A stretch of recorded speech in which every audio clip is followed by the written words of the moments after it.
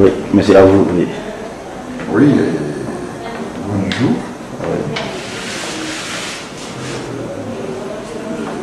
Je suis coordinateur de l'activité de la clinique. Ici, je travaille avec beaucoup de médecins. Nous sommes environ 4 médecins généralistes qui travaillent en plein temps. Moi, j'ai des activités, j'ai une activité extra clinique qui me fait sortir pour visiter en entreprise. Dans la société de communication de Mali, j'ai une vacation d'un jour lundi, un jour mercredi, un jour vendredi. Ensuite, les activités sont à la clinique. Je m'occupe de tout ce qui est la panoplie de santé communautaire, de médecine générale, de médecine communautaire, de médecine d'entreprise, de médecine de travail. Je me réjouis d'être là aujourd'hui.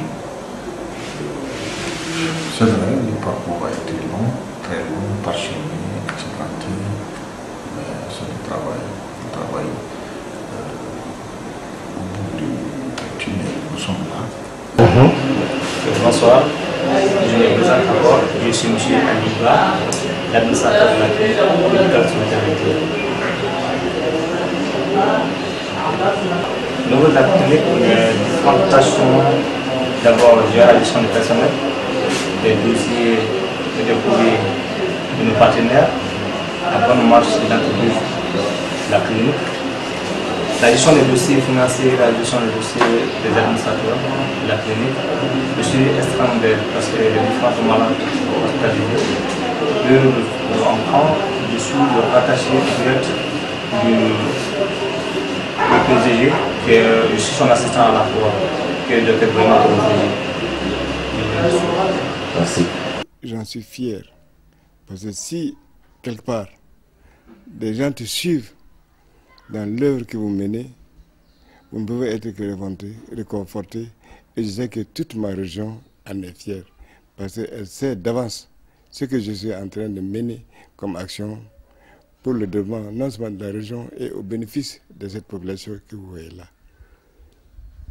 C'est pour cette raison que j'ai dit à un de mes anciens gouverneurs, M. Diarra, il est en ce moment au ministère, que je voudrais, avant mon mandat, que la région de Mopti ne puisse plus importer du lait. Et je voudrais qu'à tous les niveaux, qu'il y ait du lait en abondance et qu'on fasse même des transformations telles que le fromage et autres. Et quand je lui ai dit ça, il a applaudi. Et c'est vrai, je suis dans cette lancée-là aujourd'hui. Et nous avons la ferme de Fatoma qui témoigne, parce que nous avons commencé en 2010 et aujourd'hui on a près de 18 têtes. C'est des métis à 50%. On est en train de montrer aux éleveurs, voilà ce qu'il faut faire. Avoir un gros troupeau ne sert à rien. On peut, alors qu'on peut développer et avoir du lait avec un troupeau, un petit nombre. Moi, c'est Mme Sempara Astan Keita, donc promotrice de Kisma Industrie, une unité spécialisée dans la transformation des fruits de Balanites aesicipca qu'on appelle chez nous Zagane. Le nom vernaculaire, c'est le dattier du désert. Donc, je suis dans sa transformation depuis un peu plus de 10 ans, depuis 2004. Et bon, après cette industrie aussi, je suis présente de plusieurs réseaux et associations.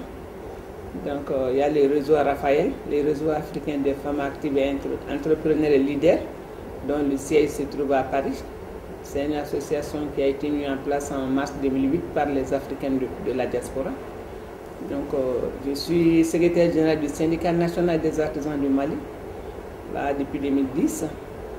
Et en même temps, dans la même année, présidente et ambassadeur du chapitre AWEP du département d'État américain.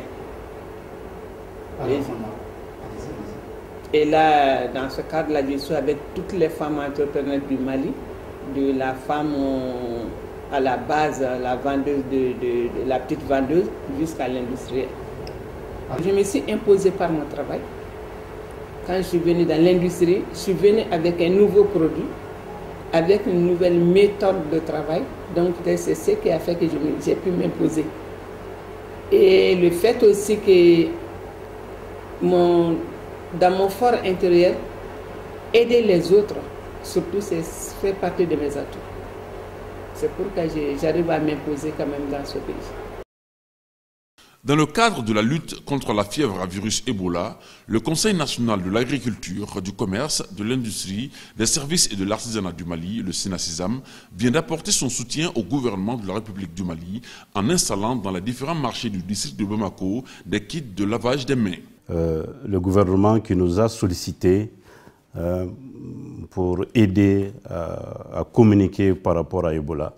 Et le moyen le plus efficace que nous avons trouvé, c'est d'installer des kits de lavage de mains dans les différents marchés de Bamako. Et il y a 70 marchés qui ont été répertoriés, qu'on doit équiper de 4 à 5 kits, équipés aussi de savon et d'eau de javel. La cérémonie officielle de remise des 10 kits a eu lieu le jeudi 27 novembre dernier au siège du SENACISAM 6 à l'hippodrome. C'était en présence du maire de la commune 2, Dr Mamadou Kaoutouré, et de M. Gaussou Koulibaly d'Idjiri, représentant des marchés. Je remercie la SENACISAM pour le geste si symbolique qu'il vient de faire à l'endroit de nos marchés, donc c'est-à-dire de nos populations. Et j'espère que c'est une première, ce sera bien derrière. Même si ce n'est pas l'Ebola, il y a d'autres fléaux qu'on peut combattre ensemble. En tout cas, au nom du conseil communal et du maire de la commune 2, je remercie le SENACISAM pour le geste. Le marché de bétail de Yirimadjo, communément appelé Gerbal, a également bénéficié des kits de lavage des mains, des paquets de savon et des bidons d'eau de javel. Les efforts que le gouvernement a fournis pour nous, là, ça nous a trop intéressés. On les remercie. On remercie la société qui nous a envoyé de venir et les représentants, tout ce que nous a demandé ici. On est très contents de ça. Continuez et Dieu nous aide à lutter ces fléaux. On vous remercie beaucoup. Cette opération est une contribution que le SENACISAM, en tant qu'association citoyenne, apporte aux populations dans le cadre de la lutte contre la maladie à virus Ebola. Rappelons que le SENACISAM est une association qui a pour objectif l'émergence d'une société civile économique pour une meilleure expression des acteurs économiques.